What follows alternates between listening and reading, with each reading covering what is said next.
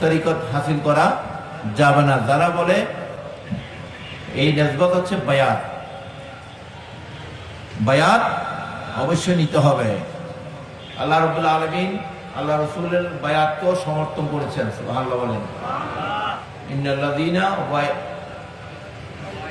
ইউবায়ুনাকা ইন্নামা ইউবায়ুনাল্লাহ ইয়াদুল্লাহি ফাওকা আইদিহিম। সুবহানাল্লাহ বলেন, ইয়াদুল্লাহ, আল্লাহ পাক বলছেন নবী আপনি যে বায়াত দিচ্ছেন আপনার সাহাবীদের, এরা কিন্তু আগে মুসলমান হয়েছে, মুসলমান হওয়ার জন্য বায়াত না, এটা হচ্ছে শপথের জন্য। সুবহানাল্লাহ বলেন,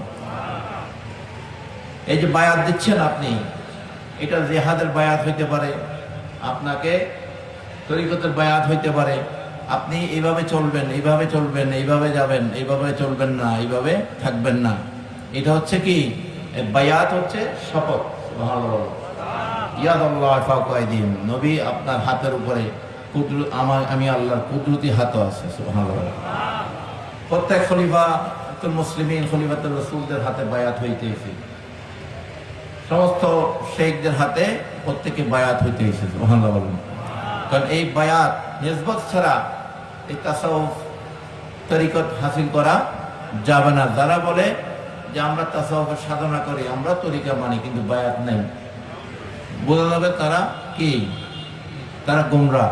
তারা কি গোমরাহ, তারা নিজেদেরকে সুফি বলবে, তারা তরিকা বলবে, কিন্তু আসলে তারা কোনো বায়াত নেয়নি, তাদের বায়াত লাগে না। নাউযুবিল্লাহ বলুন।